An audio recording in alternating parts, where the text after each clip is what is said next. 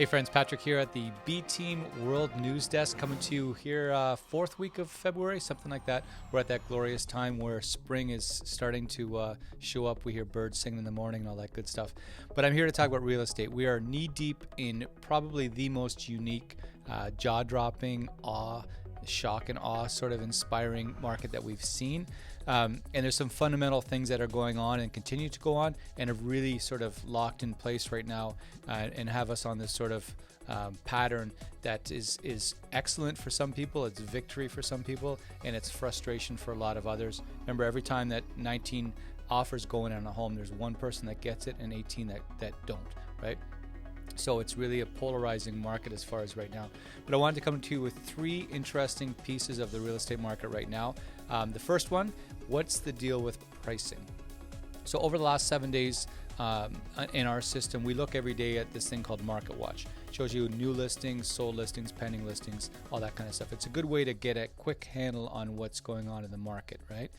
Over the last 7 days in all of Niagara, from St. Catharines to Fort Erie, everywhere in between, there was 176 new listings over the course of that 7 days. In that same time frame, there was 219 sales, so 43 more sales than new listings. Those sales sold for on average $665,000, which is about 109% of the asking price. That's not great, right? When you have, you have this many new listings and you have this many sales, when that goes on indefinitely, you've got a problem. 50 of those 219 sales sold for $100,000 or more over the asking price. So 50 of 219, so roughly for, 23% of all sales sold for $100,000 or more over asking price, for an average of 120% of the asking. So that's pretty significant. When you pull it apart a little bit, you look year to date, so from January 1 to today, for all of Niagara, so far this year, 1,355 new listings and 1,108 sales. So again, about 82% sales to listing ratio. Whenever you see that get really tight, that means buyers have less choice. And then when you see a ratio of 55 or 62%, then all of a sudden the buyers have more choice because there's that extra slush there that's available for them, right? So again, 1,355 new listings, 1,108 number of sales so far this year. When you look at the same time period last year, 1,755 new listings, so 400 more listings last year, and the exact same number of sales, 1,108 sales. So that's, well, you don't need my explanation on that. Sales the same, new listings down by whatever that math is, 28%. Somewhere like that. And that's what we're seeing largely across the board, is the number of sales are holding or increasing marginally, but the new listing inventory is down 20, 22, 24% when you look year over year. And that's a problem, right? Same thing for St. Catharines. Those same numbers scaled down to St. Catharines volume numbers and Niagara Falls and everywhere else in between. In general, we're seeing that same thing happen. So what's the deal with pricing? It is simply a byproduct of the number of sales are at or increasing and performing very strongly. And then you have new listing inventory that is down 20, 22, 24%. So that's an imbalance, and what is that creating? That's creating 19 people at the table, one winner, and 18 people going on to the next home, and they shuffle on and on and on we go. So, right, it's sort of like a rinse, wash, repeat kind of thing we have going on in the market. So that's one. Number two, price distribution or distribution of sales. So it's always a good thing to know when you're looking to buy something. Let's say at the end of the year, you take all the homes that sold, you put them into a bucket. How many of them sold between 2 and 300, 3 and 400, 5 and 600, 8 and 900, whatever it is, right? And what is the distribution of the sales amongst the different price points? And when you see this, 2019, you'll see in 2019, 34% of all sales happened between $300,000 and $400,000. You go forward 1 year, everything just shuffled a little bit, right? So 2020, between 400 and 500,000 was about 34% of all sales. Here we are in 2021. So far, we have 5 days left in February, but it's close enough. 25% of all sales, the number one segment was $600,000 to $700,000. That segment last year, that was number one between $400,000 and $500,000, was responsible for 34% of all sales last year. This year, 15%. So it went from 34% of market share to 15%. And again, that speaks to the affordability piece and the escalating prices that we're seeing. When you look at the $1 million plus segment, we've talked about this lots before, how before it was sort of a Niagara on the Lake thing with a little bit of smattering or scattering of sales across the rest of the region. And now we've got a fully locked and loaded $1 million plus market from Niagara on the Lake to Fort Erie to Font Hill to Grimsby to Beamsville, St. Catharines, Niagara Falls. Everywhere is in on that game now. And it shows right in the data. So far in 2021, there's been about 98 sales, there's been 98 sales over $1 million in the Niagara region so far in 2021 for January and February. When you add up January and February for the previous decade, so January, February 2011, January, February 2012, 2013, blah, blah, blah, add all of those up, there was 93 sales total. So the first 2 months of 2021 have already beat the previous decade combined for the same 2 months added up, right? Which is, again, that's unbelievable. If somebody were to ask us, 3-4 years ago, if we would have expected that growth, nobody could have possibly have seen that coming. Third, the epic 4-month run.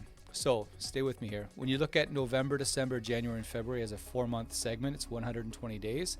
So when you go back a decade, so you look at November, December of January 11 plus January and February of 2012.